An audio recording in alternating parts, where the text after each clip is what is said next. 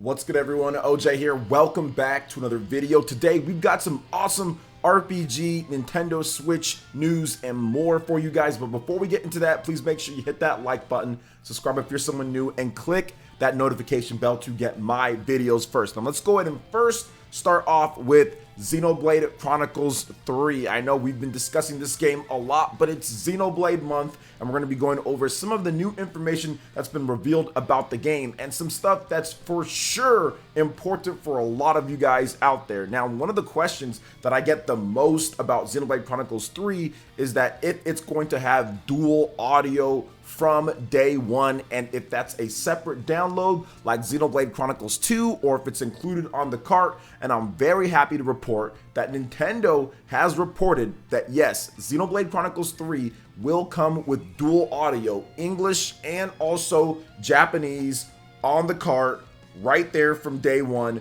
No extra download needed. The various different Nintendo accounts across the world have confirmed that. So that is very good to hear, that you're going to be able to listen to either audio on the cart and not have to download anything extra. So awesome stuff there. And it's important too, because some people necessarily don't like the English voice cast and want to try out the Japanese voice cast. I know that there were some people that really didn't like Rex's performance or Rex's voice in Xenoblade Chronicles 2. I didn't have a problem with it, but I understand for other people. So having that option to just have it right there from the beginning and not have to worry about downloading something else is really good. And then some people just want to be able to play it in the native language where the game comes from. So even if they understand English completely and they're fine with that, and they have no problem with the English voice cast, they still want to have that option to have the Japanese voice cast. And if you're someone like me, where I usually replay my RPGs, I like to play it in English the first time and then Japanese the second time, just so I can hear the differences between the voice cast and everything. So it's great to see that Nintendo did include that for the fans. Now, the next big thing here is the fact that Xenoblade Chronicles 3 will have multiple save slots. This is something that was not in Xenoblade Chronicles 2, but is now confirmed for Xenoblade Chronicles 3 via the various different previews that have been going around on the internet. Now, this is a big thing just because some people just want to have a clean save file to kind of do different things or try a different difficulty or play the game in a certain type of way, and they don't want to have to worry about overriding a save file or just starting up a whole different account and going on there and playing it. They can just have it right there, or even alternate between the 2 or 3, or have certain save states where you save it, then want to, go back or to whatever you want to do. It's just better when you have multiple save files. This is something that was in Xenoblade Chronicles Definitive Edition. It was in Xenoblade Chronicles X, so it's good to see that it's making its return here with Xenoblade Chronicles 3. Now, Nintendo is ramping things up with the marketing even more with Xenoblade Chronicles 3. You should start seeing a number of ads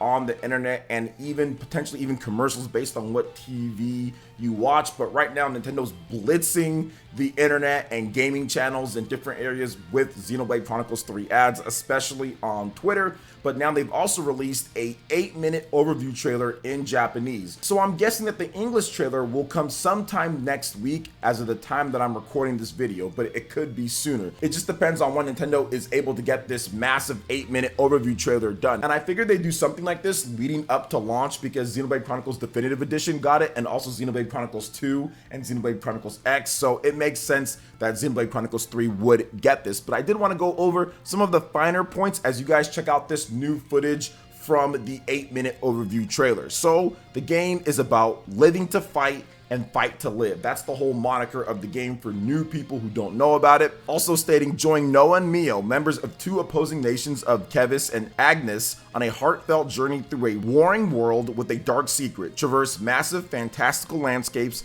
and master seamless real-time RPG combat as you expose the true enemy pulling the strings. I do love what they're doing here with Xenoblade Chronicles 3, obviously. I think that the game is going to be phenomenal. We have just a few more weeks to go before this game comes out, and I think that it's going to surprise a number of people who aren't big into the Xenoblade Chronicles, I would just say, space, or people that are just getting in for the first time at the depth and kind of the uniqueness of Xenoblade Chronicles. There's not really many other RPGs like it, and it's a very unique experience, especially when you understand the story and everything. Now, I do want to mention a couple other things here. A lot of people ask me if you need to play Xenoblade Chronicles 1 and 2 before you get into Xenoblade Chronicles 3, and my answer is yes, I would play Xenoblade Chronicles 1 and 2, but if you don't have the time, I definitely suggest checking out my How to Get into Xenoblade Chronicles 3 video that I released, because that will give you some key information in addition to videos that you can watch that will get you all caught up and ready for Xenoblade Chronicles 3. So,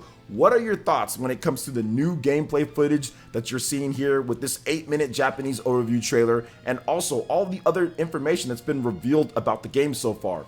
Let me know in the comment section below. All right, and moving on to the next topic here, guys. We've got a brand new trailer for our highly anticipated strategy RPG that's set to shake things up, and that is the Dealfield Chronicle release date trailers. So it's interesting that we're starting to see these release date trailers come out. I've never really seen them targeted in that way, but now Nintendo started doing it. Release date trailer for Xenoblade Chronicles 3, release date trailer for Splatoon 3, and I'm pretty sure that other developers have done it, but maybe not titled it that way. But now Square Enix has their own new release date trailer for the Dealfield Chronicles. So, several days after announcing its release date, publisher Square Enix and developer Lankars have released the release date announcement trailer for the strategy RPG, the Dealfield Chronicle. Now, here's a little bit more information about this game, because I think it's going to turn out to be a pretty solid game based on the information that's coming out and some of the new gameplay footage. So, the birth of a new simulation RPG with cutting-edge graphics. All new simulation RPG brought to you by Square Enix, combining our skill and experience in crafting great stories with real-time strategic elements. We have created a simulation RPG that may look familiar at a glance, but provides something never seen before. The game offers a truly unique experience from both its story and its gameplay. Here are some of the key features in this game as you guys are checking out this new release date trailer. This strategy RPG that chronicles an epic tale of war and honor features a unique world depicted using beautiful graphics that blends fantasy, medieval, and modern day influences, and a deep yet innovative real-time battle system. You have deep, strategic, real-time battles. The battles in this game are defined by swift assessment of the battlefield conditions and issuing decisive orders that take advantage of your troops' strengths and weaknesses to gain advantage over your foe. Make clever use of a variety of skills, classes, troop types, and equipment to attack the enemy and complete your mission. Realistic diorama-style battle scenes. The natural environment and cultures of the island of Dealfield combine the unique diorama-style textures to create a clear and beautiful visual aesthetic. And I would absolutely say, if you're going to talk about like cutting-edge graphics and what they discussed there, I definitely think the uniqueness of how this game looks, which I did notice automatically with the whole diorama style, there is something to be praised with it. But I'm far more interested in what they're going to do from a strategy and simulation RPG standpoint that's really going to shake things up quite a bit, like they're stating here. I've said this before in previous videos talking about this game, but Square Enix doesn't just throw that around when it comes to what they're talking about from a gameplay perspective. The fact that they're kind of touting this in the actual about of this game definitely tells me that there's some secrets to be had here on what they're hiding with the strategy RPG. And Square Enix has been known to shake up the RPG formula quite a bit over the decades. They've been producing some of the best RPGs of all time. So I'm definitely looking forward to seeing exactly how all of this works out. Now, the Dealfield Chronicle will be available for the PlayStation 5, Xbox Series, PlayStation 4, Xbox One, Nintendo Switch, and PC via Steam on September 22nd worldwide. There is a demo going down on August 10th. So definitely checking out that demo and seeing exactly what's up with this game will be a highly anticipated moment for me. But what are your thoughts when it comes to the Dealfield Chronicle and this brand new gameplay footage and release date trailer? Let me know in the comment section below. All right, and moving into the final topic here, I wanted to discuss Crisis Core Final Fantasy VII Reunion, because Square Enix has been going all out lately with this game, talking about it, what they're going to do, what it does, what it doesn't do, recapping for people who didn't play the game, because there are probably millions upon millions of new Final Fantasy fans or Final Fantasy fans that never played this game that are going to play Crisis Core for the first time. So let's go ahead and jump right into this here, guys. So Square Enix has shared new information on Crisis Core Final Fantasy VII Reunion, introducing the game's story, characters, enhancements, and battle system. And in 2007, Crisis Core Final Fantasy VII released on the PlayStation Portable, winning critical acclaim thanks to its heartfelt story, fast-paced, exciting combat, and close ties to Final Fantasy VII. Now the game's making a return on modern platforms with a massively enhanced and improved version of the game. This is so much more than a simple HD remaster. We're talking completely refreshed visuals, improvements to game systems, a newly rearranged soundtrack, additional dialogue, and more. So let's get caught up with everything here. It is 7 years before the events of Final Fantasy VII. The Shinra company rules from the Mako-powered metropolis of Midgar with a frightening level of influence and military power.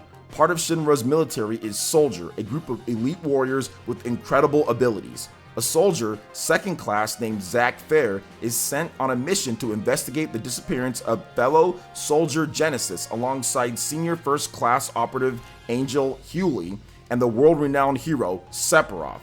That's all we'll say for fear of spoilers, but suffice to say, this starts a tale that's dramatic, emotional, and has massive implications for the world and lore of Final Fantasy VII. Now, it does detail all the characters and everything, but of course, you guys can check that out, link in the description below. But what I like about this, with what Square Enix is doing, it's kind of all planned, especially with the next Final Fantasy VII remake coming after that, but I love what they're doing with this game. I think that Crisis Core was one of those PSP games that absolutely needed a remaster like a decade ago or something like that. It needed it a while ago. So the fact that we're finally getting it at this point is good to see, because it's been stuck on the PSP for well more than a decade. I mean, heck, we're going on, 15 years plus for this, so it's been a long time, and the game kind of plays jank on the PSP because of the one analog stick. So the fact that they're bringing it here and they're overhauling everything, making the combat a little bit more similar to Final Fantasy VII Remake, that is awesome, and I think that everyone should give this game a shot because it is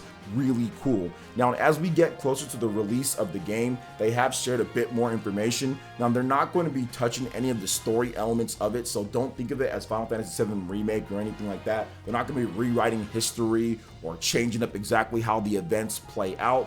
And on top of that, they went over some of the tech specs. You can expect 60 frames per second on most of the platforms. The Switch, they just said it'll be different, so I'm guessing it's probably going to be uncapped, 30 frames and uncapped, so it might hit 60 frames sometimes, but kind of go underneath it, whatever the case is. But either way, it should be a really good experience no matter what system you decide to play it on. So I'm definitely excited for this game because I loved Crisis Core back in the day. I thought it was a ton of fun, and now we're actually going to get it much more enhanced on multiple different systems. Heck, I'm going to buy it multiple times. I'm going to buy it on the Switch, and I'm also going to buy it on the PS5. So definitely excited to crack this one open when it comes out this winter. So that could be this year, or that could be early next year, because winter does stretch into next year. So what do you guys think about all the different topics that we discussed here on the RPG front? Let me know in the comment section below. All right, guys, that wraps it up for this video here. Thank you so much for watching. I do appreciate it. Please make sure you hit that like button. Subscribe if you're someone new. Click that notification bell, and we will see you for the next video. Peace.